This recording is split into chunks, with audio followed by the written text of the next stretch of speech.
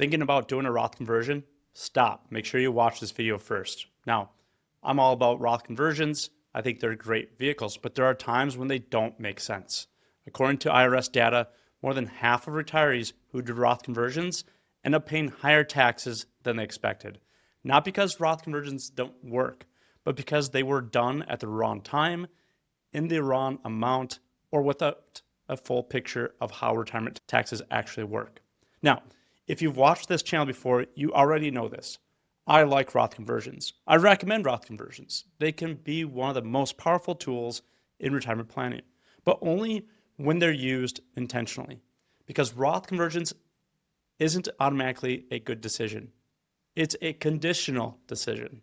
And today I want to walk you through 6 situations where slowing down on a Roth conversion can make sense.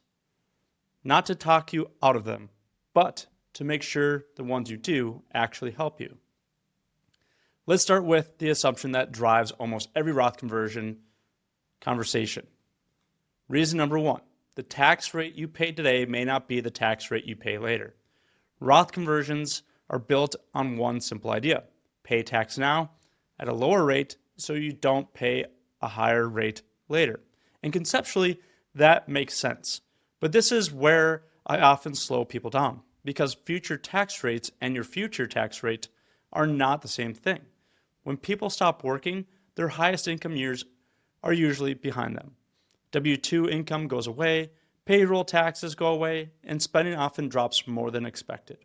So even if tax rates rise overall, many retirees actually spend most of retirement in lower tax brackets than they assume, which means the real question isn't, are taxes going up? The real question is, what tax rate would I realistically pay on this money if I didn't convert it? If you're converting money today at a higher rate than you'd likely pay later, that's not tax savings. That's prepaying tax unnecessarily. This doesn't mean Roth conversions are wrong. It means they should be bracket specific, not automatic. Now, let's talk about something that rarely shows up in Roth conversion projections. Reason number 2, Roth conversions affect more than just your tax bracket. A Roth conversion counts as income, and income affects more than just your tax return. It can affect Medicare, it can affect Social Security taxation, it can affect state laws, and it can affect long-term survivor planning. Let's talk about Medicare for a moment. Medicare premiums are income-based. Roth conversion can push you into a higher premium tier for Part B and Part D. And once that happens, those higher premiums apply for the entire year, sometimes for both spouses. So even if the conversion looks reasonable on paper, the true cost may be higher than expected. The same thing can happen with Social Security. As income rises, more of your Social Security income becomes taxable. So the conversion creates income, which causes more benefits to be taxed, which increases total tax. Again, this doesn't mean don't convert. It means conversions need to be evaluated inside the full retirement system, not in isolation. Now, let's talk about real life. Let's talk about cash flow still matters in retirement. Reason number 3, retirement planning isn't lived on spreadsheets. It's lived on cash flow.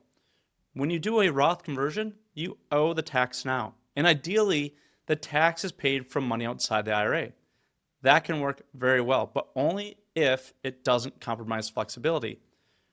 For some people, large or aggressive conversions reduce liquidity. They reduce optionality. They create stress around spending or force investment sales at the wrong time. Even if the math works long term, that discomfort matters because you can't spend tax efficiently.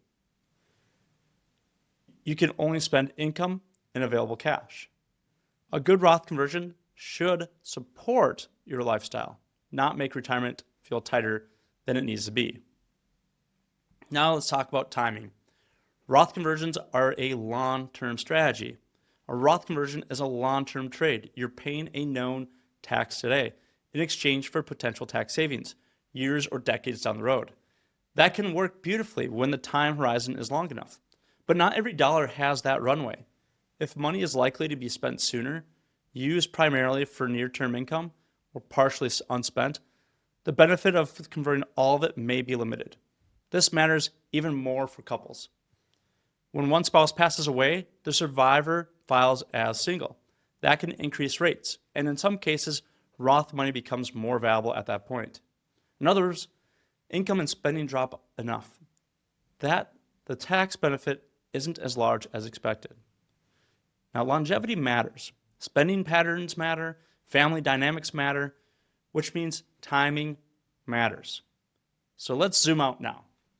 Reason number 5, tax diversification is just as important as tax-free money.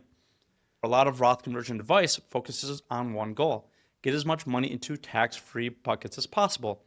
But tax diversification matters just as much. Having a mix of tax-deferred, tax-free, and taxable money gives you control. It allows you to manage income, fill brackets intentionally, and adapt to changes in tax law. Roth accounts are powerful, but concentrating too heavily in any one account or any one tax bucket can actually reduce flexibility. I'd rather see someone with options than someone all on one strategy, leaving themselves tied up. Measured conversions often outperform aggressive ones. And finally, this ties everything together. Reason number 6, the best Roth conversions are planned, not reactive. Most Roth conversions that cause regret aren't bad ideas. They're rushed ideas.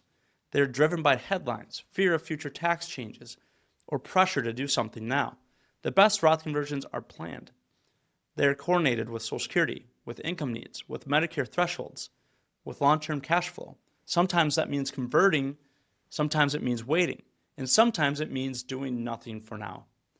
And that's not inaction, that's discipline. So Roth conversions are one of the most valuable tools in retirement planning. But like any powerful tool, how you use it matters. The right Roth conversion can give you flexibility for decades. The wrong one just gives IRS an early payment.